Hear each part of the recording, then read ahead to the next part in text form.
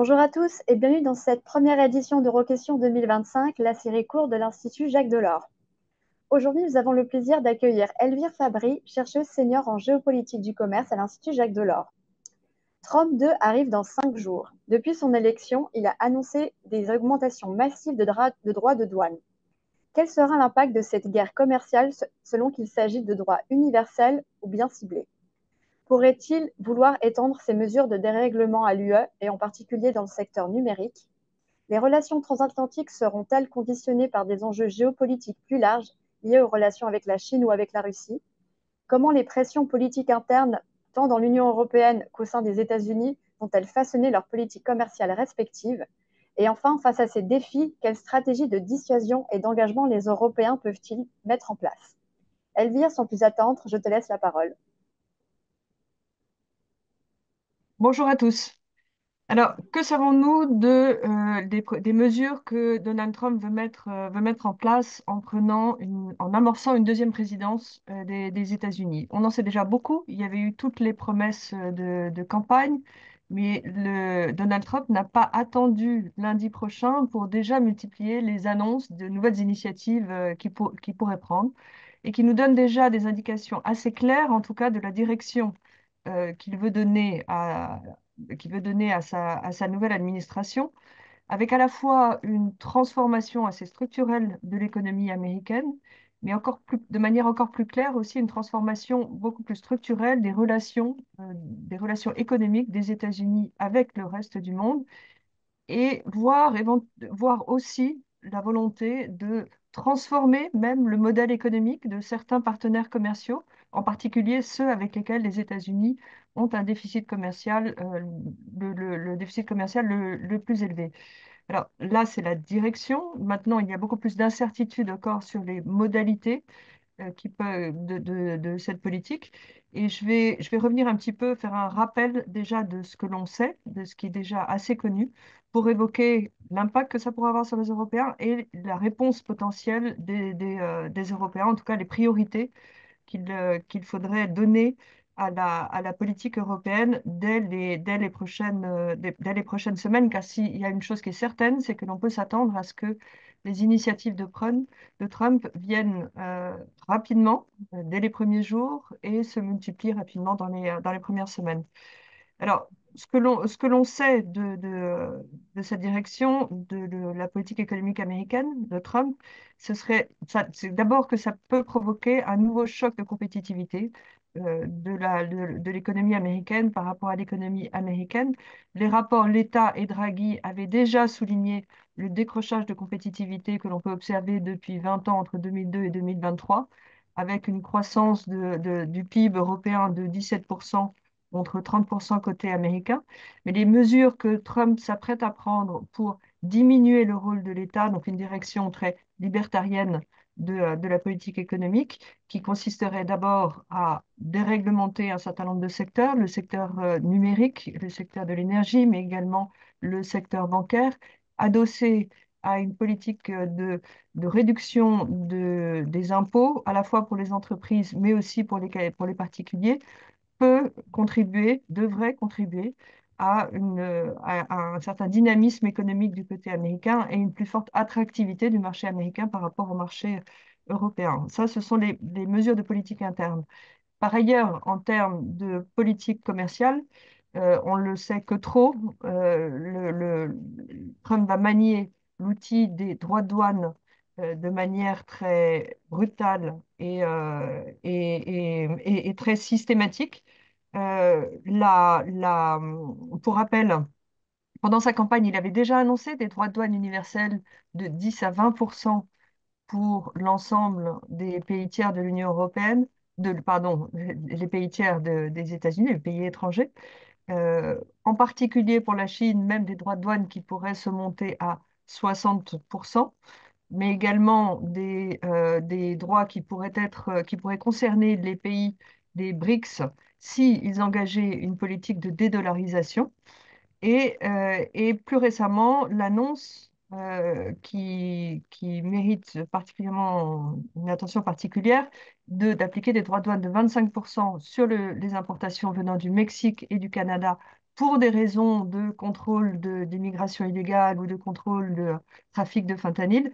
Mais ce qu'il faut retenir, c'est le séquençage dans l'annonce de ces mesures, et avec un Donald Trump qui a annoncé que ça ferait partie des premières mesures qu'il mettrait en œuvre et qui, d'une certaine façon, ferme la porte arrière du marché américain, là où des pays tiers qui se verraient imposer des droits de douane, comme les Européens, mais également comme la Chine, euh, ne pourrait pas chercher à accéder au marché américain par les marchés canadiens ou mexicains, comme ça a été le cas depuis l'application des droits de douane que Donald Trump avait mis en œuvre en 2018. Donc c'est un signal fort qui est envoyé à la fois au Mexique et au Canada, mais aussi au reste du monde. Alors, que ces droits de douane soient appliqués de manière universelle, c'est-à-dire sur l'ensemble des pays et sur l'ensemble des secteurs aussi, de manière transsectorielle ou de manière beaucoup plus ciblée, c'est bien entendu quelque chose qui reste encore à voir. Ce que l'on peut retenir, c'est que vraisemblablement, on s'avancerait davantage vers une application de droits de douane qui serait plus sélective et qui serait plus ciblée et non seulement qui ciblerait sans doute en priorité les pays avec lesquels les États-Unis ont un déficit commercial important, en particulier les Européens, mais, mais pas forcément même de manière uniforme sur l'ensemble de l'Union européenne. Donc, contre toute cadre juridique, la politique commerciale étant une compétence européenne, le- Donald Trump on peut anticiper le fait que Donald Trump puisse mettre en place aussi des droits de douane qui ciblent plus spécifiquement, si ce n'est des États membres de manière enfin, nommément ciblée, en tout cas des secteurs qui cibleraient plus particulièrement certains États membres. Et la mesure que vient d'annoncer Joe Biden cette semaine sur les restrictions d'exportation de semi-conducteurs pour l'intelligence artificielle qui enfin, qui dresse une liste très claire des pays vers lesquels ces exportations continueraient à être appliquées de manière illimitée et d'autres catégories de pays vers lesquels il y aurait des restrictions, montre que la moitié de l'Union européenne est divisée en deux, avec les pays, globalement des pays de l'ouest de l'Union européenne, qui pourraient bénéficier de ces exportations, alors que les pays de l'est de l'Union européenne verraient leur accès à ces semi-conducteurs restreint. Ça va évidemment contre tout ce qu'est l'Union européenne et c'est une véritable menace pour le marché unique et un risque de fragmentation pour l'Union européenne qui montre que Donald Trump ne va s'embarrasser d'aucun cadre légal, que ce soit l'accord nord-américain USMCA, donc vis-à-vis du Canada et du Mexique, que ce soit vis-à-vis de l'Union européenne, des règles de l'OMC. Les buts économiques, politiques vont primer sans qu'il puisse y avoir de courroie de rappel à travers ces cadres juridiques. Alors, si on peut s'attendre à des droits de douane qui pourraient être appliqués, que ce soit par pays, de manière sélective, par pays, par secteur ou voire par entreprise aussi, en pouvant mettre des entreprises sur des listes de restrictions aux exportations. Euh, Quelle peut être l'évaluation aujourd'hui de ces mesures, sachant que ça a été suffisamment évoqué, mais il va y avoir des débats au sein même de l'administration Trump et au sein de son cabinet avec des courants sans doute euh, éventuellement conflictuels entre d'une part les Wall Street Boys que sont Bessent, le secrétaire d'État au Trésor, et Lupnik, le secrétaire d'État au commerce, qui vraisemblablement devrait soutenir non seulement une politique du dollar fort, mais qui pourrait chercher à utiliser les droits de douane pour des objectifs qui ne sont pas simplement des objectifs de correction du déficit commercial, mais qui utiliser les droits de douane comme comme un levier de négociation pour d'autres objectifs, et y compris lorsque l'on lit même l'article qu'avait publié Bessent dans The Economist il y a quelques mois, y compris pour peser sur des pays tiers pour qu'ils transforment leur politique d'investissement euh, et, et, euh, et qu'ils augmentent leur demande en réorientant l'investissement de la production vers la demande. C'est la Chine qui serait ciblée, mais ça pourrait être également des pays européens et en particulier l'Allemagne. Là, donc, ce serait un objectif davantage de négociation et qui pourrait même conduire à des mesures de coercition si ces droits de douane ciblent également des enjeux de politique réglementaire européenne. C'est-à-dire qu'au-delà au-delà d'une correction des déficits commerciaux, si les droits de douane sont appliqués comme menace pour empêcher l'Union européenne soit de mettre en application ces réglementations, et là on pense directement aux réglementations numériques, mais derrière il peut y avoir également des pressions qui seront exercées en amont de la mise en œuvre en 2026 de la mesure d'ajustement carbone aux frontières, le CBAM, pour que le CBAM ne s'applique pas aux importations qui viennent des États-Unis. Euh, Là, il faut s'attendre à ce que ces droits de douane soient clairement utilisés comme des outils de coercition.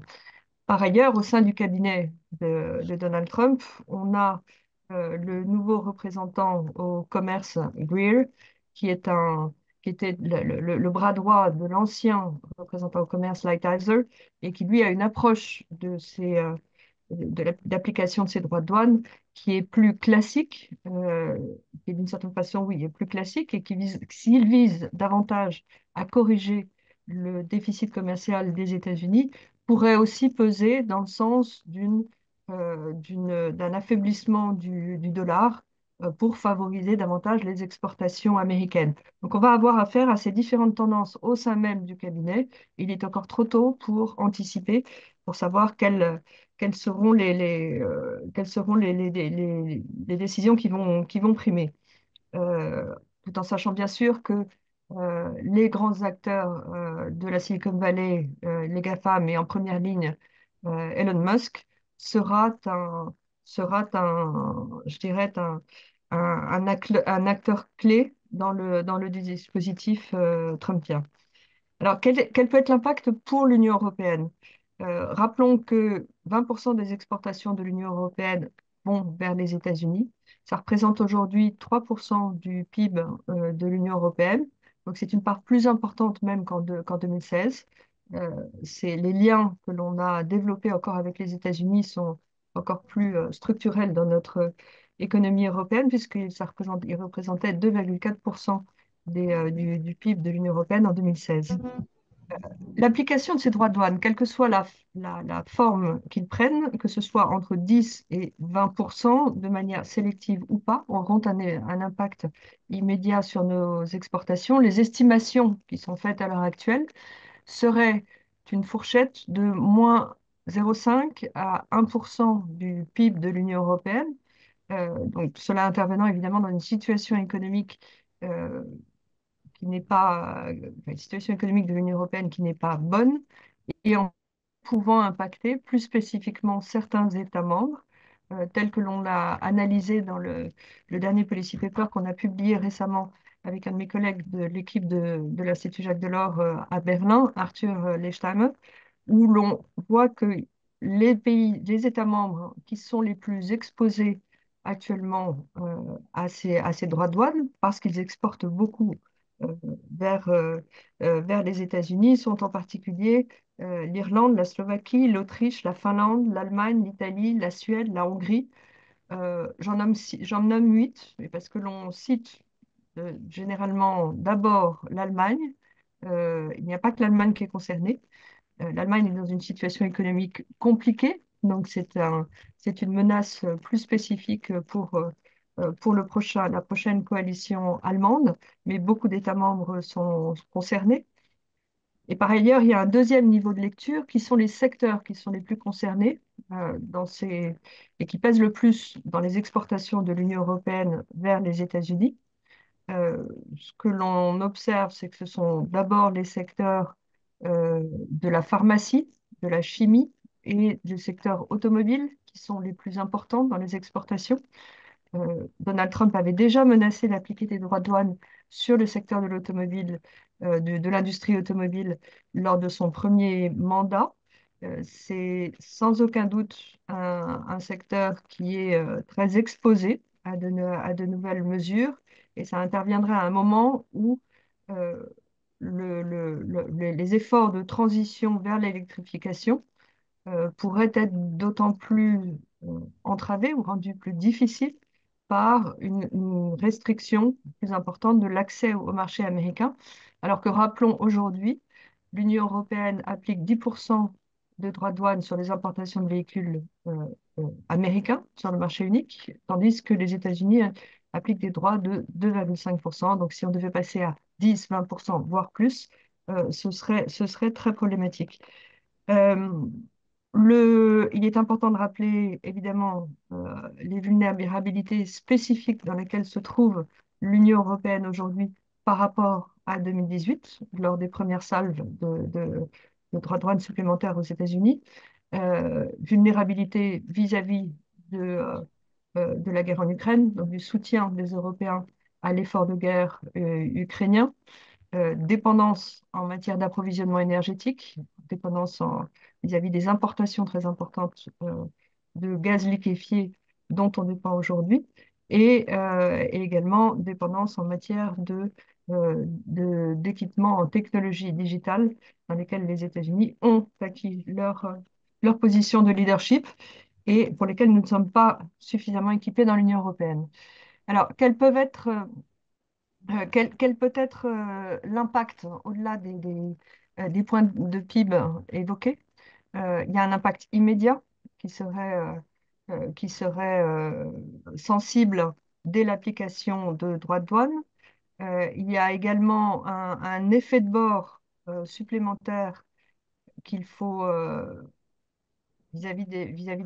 duquel les Européens actuellement, enfin bon, en tout cas la Commission européenne, les équipes de la Commission européenne sont très vigilants, qui serait l'impact de ces divers droits de douane sur la réorganisation des flux commerciaux à travers le monde, et en particulier les exportations chinoises qui auraient moins d'accès au marché américain et qui auraient d'autant plus besoin d'un accès au marché européen euh, et qui, en particulier dans le secteur de l'industrie automobile et pour les véhicules électriques, mais aussi dans d'autres secteurs, pourrait signifier une pression supplémentaire sur le marché unique d'exportation chinoise, euh, également à coût, euh, à coût réduit euh, pour, euh, pour essayer de compenser la baisse de la demande sur le marché chinois. Mais là, on parle de la Chine, mais il y a également d'autres pays à travers le monde qui pourraient être amenés à se réorienter vers un marché de forte consommation comme le marché européen. Et puis, il faut donc garder à l'esprit également l'impact structurel plus important d'un choc de compétitivité avec une attractivité plus forte vers le marché américain, des investissements européens, voire d'autres investissements dont aurait pu bénéficier l'Union européenne et qui seraient davantage réorientés directement vers le marché américain. Alors, quelle peut être la réponse de l'Union européenne? Euh, on est dans une situation aujourd'hui qui n'est pas la même que celle de 2018, euh, avec à la fois des bonus et des malus. Euh, pour commencer par le positif, l'Union européenne, depuis 2018, s'est dotée de nouveaux instruments de défense commerciale. Elle a une boîte à outils qui est renforcée, que ce soit avec une nouvelle réglementation d'exécution, le EU Enforcement Regulation, mais qui lui permet de prendre des contre-mesures de manière rapide pour faire respecter ces réglementations et les, les- les règles de politique commerciale et qui lui permettrait de pouvoir répondre, comme en 2018, vis-à-vis des droits de douane sur l'acier et l'aluminium, par des contre-mesures qui pourraient cibler des importations américaines. Mais elle dispose également d'autres instruments, la réglementation sur le contrôle des subventions étrangères. On se souvient que le dossier de Boeing et Airbus était resté en suspens, en tout cas les mesures réciproques de compensation avait été suspendu de manière temporaire, on pourrait craindre, vu la situation du groupe Boeing, que Donald Trump s'en prenne encore aux Européens euh, et pour imposer des droits de douane supplémentaires.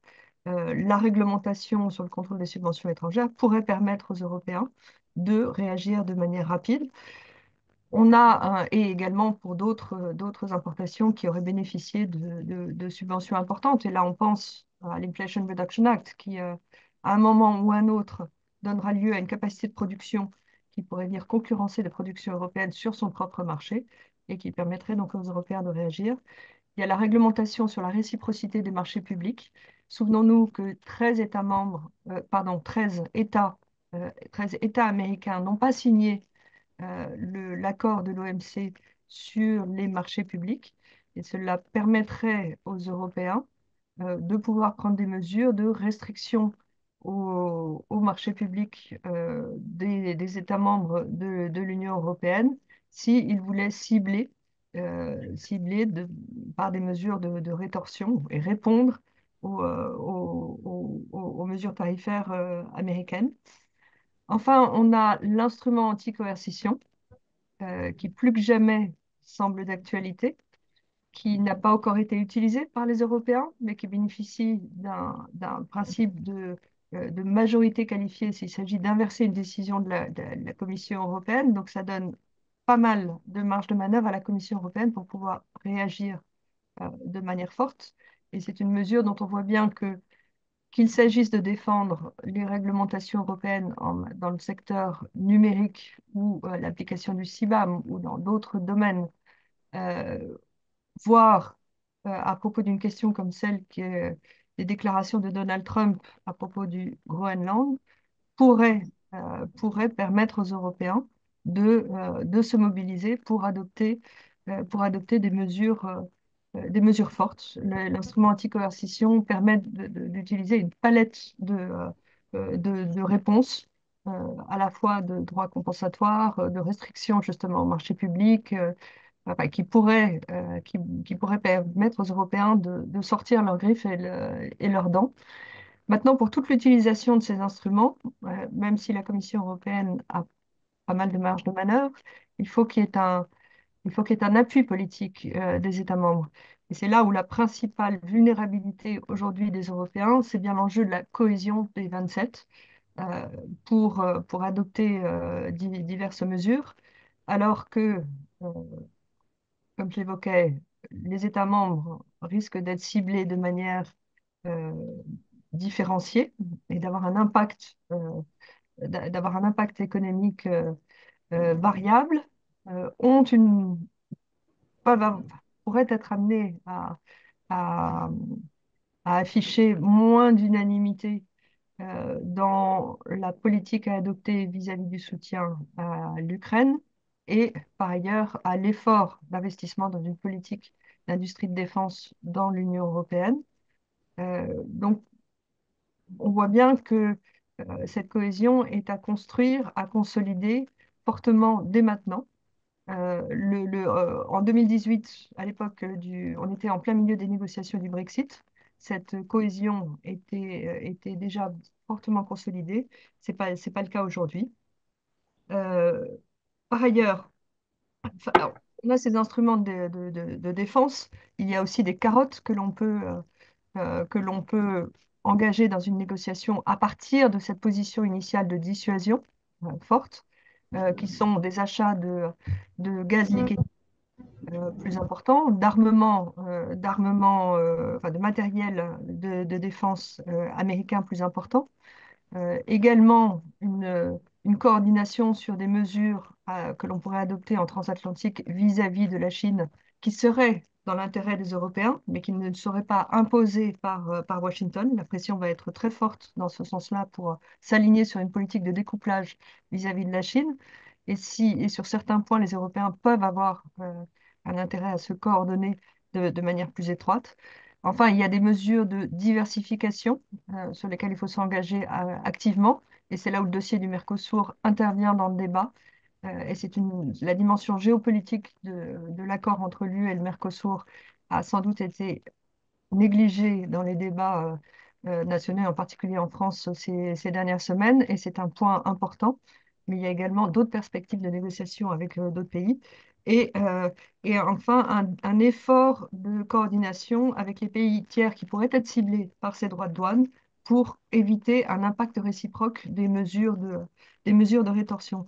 Et toutes ces mesures qui seraient adressées à Washington pour répondre de manière immédiate, rapide, n'efface pas un enjeu de plus moyen terme, mais qui exige des mesures urgentes pour renforcer la compétitivité de l'Union. Tout le menu est dans le rapport Draghi, les deux rapports de Enrico Letta et Mario Draghi, des mesures de renforcement d'investissement, de recherche et développement, d'éducation et de mobilisation de l'épargne européenne. L'enjeu pour les Européens aujourd'hui est de sortir de la position de défaitisme que l'on sent aujourd'hui s'installer dans un certain nombre dans les débats nationaux pour adopter une véritable stratégie de réponse à cette nouvelle ère Trump 2 qui commence. Voilà. Merci beaucoup Elvire pour cette analyse très complexe et complète. Vous pouvez poser vos questions via l'outil questions-réponses en bas à droite de votre écran. Moi, Elvire, j'aurais peut-être une première question. Donc en 2024, le thème du World Forum économique de Davos était rétablir la confiance. Est-ce que l'édition 2025 qui s'ouvre la semaine prochaine, est-ce qu'on pense que la confiance est totalement rompue?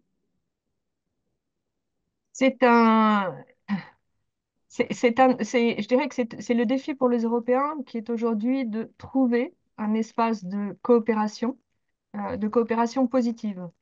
Alors que les premières mesures annoncées par Donald Trump ne ciblent même pas directement la Chine, à part l'évocation des 60% de droits de douane, mais se concentrent au contraire sur les alliés les plus proches.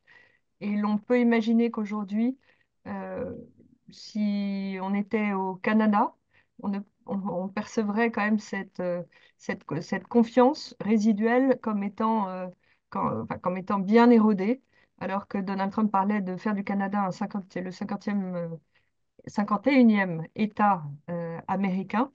Euh, sur quels enjeux peut-on renforcer notre cohésion et notre confiance? Euh, la- Sans doute que déjà le dossier de la guerre en Ukraine sera un premier test pour essayer de parvenir à une solution qui soit la moins mauvaise possible pour l'Ukraine et qui en même temps préserve des garanties de sécurité aussi pour l'Union européenne. Et dans ce même contexte, quel rôle pour l'OMC? Parce que c'est une institution qui est plutôt basée sur les normes et le respect des normes, et là, on arrive dans un contexte géopolitique de plus en plus violent. Euh, L'objectif pour les Européens je dirais, est de répondre de manière la plus efficace possible et le plus rapidement possible, donc d'être en posture proactive, tout en respectant le plus possible les règles de l'OMC. On a beaucoup de marge de manœuvre pour pouvoir répondre côté européen, mais au-delà des mesures que va prendre Donald Trump, une érosion plus rapide, un détricotage plus rapide des règles de l'OMC serait non seulement mauvaise pour l'économie mondiale, pour les pays en développement ou les émergents qui sont les plus exposés à un tel détricotage, mais aussi pour l'Union européenne, parce qu'on sait le pur rapport de force n'est pas forcément en notre faveur. Euh, Tant que l'on n'est pas plus sérieux dans un autre domaine qui est l'investissement en matière d'industrie de défense, on ne pourra pas, on restera par ailleurs exposé à ce qui serait une pure confrontation de rapports de force. Et ça reste un objectif important pour l'Union européenne de préserver le respect de ses règles. Maintenant, l'OMC, il est vrai, n'est pas à la manœuvre aujourd'hui pour jouer un rôle d'arbitrage qui permettrait de calmer les tensions qui s'annoncent. Merci Elvire. Une prochaine question. Qu'est-ce qu'on peut attendre du futur de l'IRA? L'Inflation Reduction Act est favorable à une réindustrialisation des États-Unis. Donc on ne s'attend pas à l'heure actuelle à ce que Donald Trump annule, revienne sur cet acte, sur ces réglementations. En revanche, s'il est bien question d'une sortie des États-Unis de l'accord de Paris, par ailleurs, il pourrait diminuer tant qu'il peut les budgets qui seraient alloués pour soutenir tous les efforts d'industrialisation. Et on pense en particulier, par exemple, aux réductions de taxes sur l'achat de véhicules électriques. Je dirais qu'il y a un certain nombre d'enveloppes de l'Inflation Reduction Act qui pourraient être diminuées, mais le bénéfice que tirent les États républicains de ces nouveaux investissements limiterait en tout cas des mesures un peu intempestives de Donald Trump vis-à-vis de l'Inflation Reduction Act. Mais ce que l'on craignait côté européen, et ce que l'on craint encore plus aujourd'hui en termes d'attractivité du marché américain pour les investissements européens, de toute façon serait redoublé par les efforts de déréglementation et de réduction de taxes côté américain. Merci Elvire. On a reçu une autre question. De quelle manière le budget européen peut-il être mobilisé pour répondre à l'augmentation des droits de douane? Une réponse budgétaire nécessiterait-elle une réforme des règles relatives au budget européen? La réforme du budget européen, je dirais que c'est une vraie priorité, simplement déjà pour pouvoir avoir une capacité européenne sérieuse, encore une fois, en matière d'investissement et de recherche et développement, en matière d'investissement, là, à travers le fonds dédié à l'industrie de défense. Euh, au-delà simplement de la question du budget européen, il y a la question de la mobilisation de l'épargne, de l'épargne européenne. On sait, elle est importante. Et l'union de l'épargne et l'investissement proposée par Enrico Letta et Mario Draghi est une véritable priorité. Certes, c'est un serpent de mer d'une certaine façon parce que la question est très complexe et on en parle depuis 10 ans. Mais aujourd'hui, c'est une véritable priorité et c'est quelque chose, c'est une question qui doit être mise en haut de l'agenda, à la fois l'agenda européen, mais dans les États membres également. Merci. Une prochaine question, peut-être quel rôle les instruments de défense commerciale de l'UE que tu as mentionnés dans ta présentation, tels que l'instrument anti-coercition, quel rôle ces instruments peuvent-ils jouer dans les négociations avec les États-Unis? Ils sont très importants parce qu'ils nous offrent une panoplie de mesures qui peuvent avoir un effet cumulatif. Euh, on le sait, la Commission européenne, enfin, la Direction générale du commerce, la DG Trade, se prépare déjà depuis plusieurs mois dans l'ajustement de droits de douane qui pourrait cibler des importations américaines. Euh, Là, il s'agit de voir quels sont les produits qui sont substituables côté européen, qui ne sont pas indispensables à la fois pour la consommation européenne ou pour la production européenne. Mais au-delà de ça, on pourrait vraisemblablement pas s'en tenir à ça. Et l'effet cumulatif de ces différents instruments, qui permettrait aussi d'avoir une stratégie assez ciselée en voulant cibler des États, des secteurs et encore une fois, est une boîte à outils importante. Ça n'efface pas l'enjeu de l'appui politique qu'il faut pouvoir donner à la Commission européenne, pas tant pour décider de l'utilisation de ces instruments à proprement parler, mais pour afficher une cohésion forte des 27 sur l'utilisation de ces instruments. Merci Elvire. Et bah, ça fait le lien avec ma dernière question. Comment l'UE peut-elle maintenir son unité face aux tentatives de Trump de négocier bilatéralement avec ses États membres? C'est quelque chose dont on aurait souhaité que les Européens se préparent déjà de plus longue date, parce qu'on vient de le voir avec le Groenland. Est-ce que c'est une question danoise ou est-ce que c'est une question européenne? Et la question n'est pas tant de savoir s'il faut discuter le statut juridique du Groenland, c'est que euh, c'est ce serait une initiative tellement agressive, tellement violente que les États-Unis mettent la main sur le Groenland, dont on sait que c'est une réserve non seulement minière, mais de pétrole, gaz très, très importante. C'est bien à ce dessein-là bah, pas- parce il s'agirait de mettre la main sur ces réserves que Trump a fait cette annonce. La réaction des Européens devrait être, là, aurait dû être une position unanime au niveau du Conseil européen, encore plus même que la Commission européenne, puisque c'est un enjeu même de politique étrangère, plus un enjeu qui relève de compétences commerciales.